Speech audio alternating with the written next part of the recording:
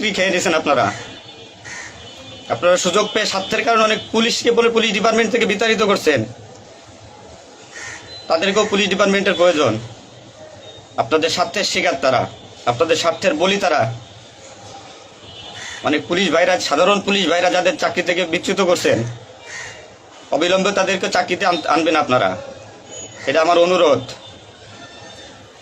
আজ দেশে কি মুহূর্তে পুলিশকে কোন সিচুয়েশনে ঠেলে দিয়ে গেছেন। নিশ্চিত মৃত্যু, পুলিশ মানুষ নির্মমভাবে পিটায় পিটায় মারতেছে। এর দায়ভার আপনাদের নিতে হবে। প্রত্যেক পুলিশ পরিবারের যে আক্রোশ, যে কষ্ট, এগুলো দায়ভার আপনাদের নিতে হবে। সাধারণ মানুষ আপনাদের ক্ষমা করবেন। আপনারা সবাই চিহ্নিত, আপনারা সবাই এই বাংলাদেশের দুর্নীতিবাজ পুলিশ অফিসারদের আপনারা সবাই চিনেন, আপনারা সবাই তাদের চিনেন। এদের বিচার আপনাদের করতে হবে। এই বিচার চাই আমরা। সাধারণ জনগণের হত্যার বিচার চাই, পুলিশ হত্যার বিচার চাই। পুলিশ হত্যার বিচার না হওয়া পর্যন্ত আমি ডিউটিতে যাব না, আমি আমার কর্মস্থলে যাব না। অনেক পুলিশ সদস্য এখন পর্যন্ত নিখোঁজ। আমার সহপাঠী ভাইরা মারা গেছে, আমার পরিচিত ভাইরা মারা গেছে। তাদের সন্তান হাউমাউ করে চিল্লাইতেছে, আমার বাবা কই? এর জবাব কে দেবে? জবাব দেওয়া লাগবে। এতগুলো মায়ের কল ফাঁকা করছেন, পুলিশ জীবন হারাইছে, গর্ভবতী মহিলা পুলিশে পর্যন্ত মারে ফেলছে। নির্মমভাবে মারছেন। এই দোষ আপনাদের।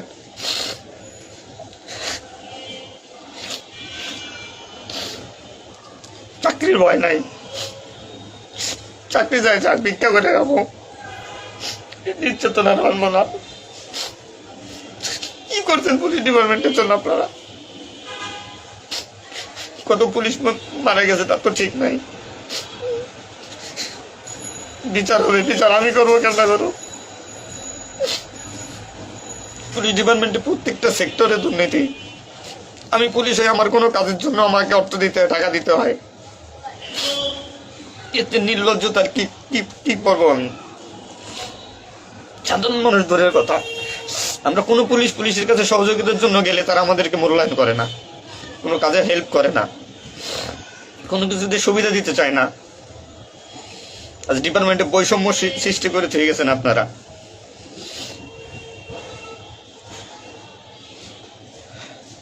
এত কিছুর দরকার হয় কেন আপনাদের?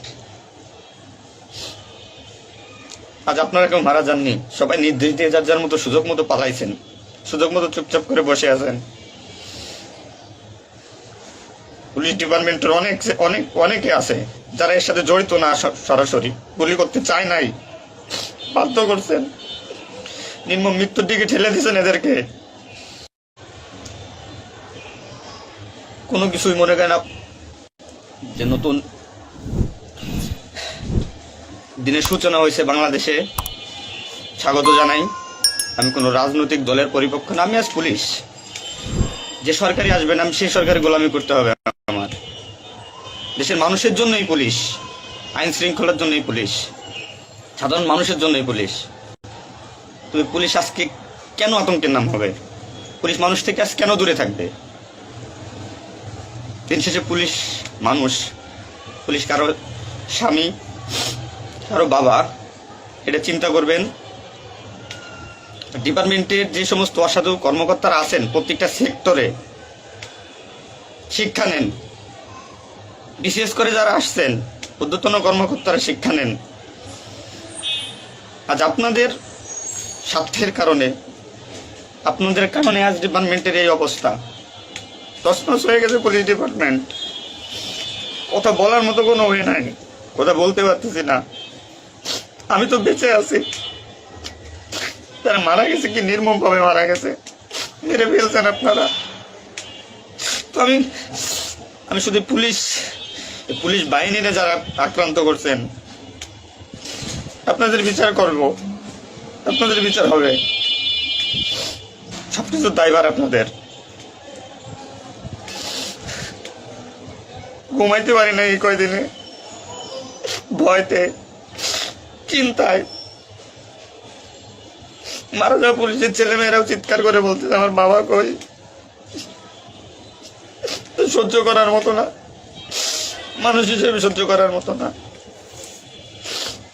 তো পরিশেষে একটা কথা বলবো, আমার যারা ডিপার্টমেন্টে আছেন, চাকরি করতেছেন করেন, সমস্যা নাই, চাকরি ছাড়ারও দরকার নাই। শুধু বিবেকের কাছে একটু প্রশ্ন করেন যে এরা আমাদের কিভাবে আমাদের ব্যবহার করছে ডিপার্টমেন্টে। যে সরকারি আসুক, আপনাদের কাছে অনুরোধ, যে আসুক ভাই, দেশে সরকার নাই আসুক, পুলিশ থাকুক আর না থাকুক, তাতে কিচ্ছু আসা যায় না। তো আমার একটা দাবি, একজন পুলিশ হিসেবে, একজন পুলিশের সন্তান হিসেবে, ডিপার্টমেন্টের ঐতিহ্য যারা নষ্ট করছেন, এই পুলিশের সুনাম যারা নষ্ট করছেন, এদের বিচার চাই আমি, 100% বিচার চাই। পুলিশকে যারা মুখোমুখি করে যে সন্ত্রাসী বানাইছেন, নির্বিকারে পুলিশ মারাইছেন, এই নির্দেশদাতাদের বিচার চাই আমি। এবং দেশের আইন শৃঙ্খলা পরিবেশ নিয়ন্ত্রণে আনতে সর্বোত্তম পুলিশ বাহিনীকে সুশৃঙ্খল করতে হবে। আমি অনুরোধ সবার কাছে যে আপনারা পুলিশকে খারাপ চোখে দেখবেন না। যে আমরা যারা নিম্নপদস্থ কর্মকর্তারা আছি, যারা চাকরি করতেছি, আমরা আদেশের গোলাম। আমাদের যেভাবে আদেশ দেয়, যেভাবে নির্দেশ দেয়, আমরা ওইভাবে কাজ করি, ওইভাবে আমাদের চলতে হয়। যে ভীতি, না মানলে চাকরি চলে যাবে, যাক, এ চাকরির প্রতি আর এখন কোনো নাই। তবে আমার ডিপার্টমেন্টে যে সমস্ত ভাইরা মারা গেছে, সাধারণ মানুষ যারা মারা গেছে, তাদের আমরা আর ফিরে পাবো না, হয়তো পাবোই না। তো আমার একটা অনুরোধ, আগে পুলিশ বাহিনীটাকে সুশৃঙ্খল করুন, আইন শৃঙ্খলা সুশৃঙ্খল করবেন।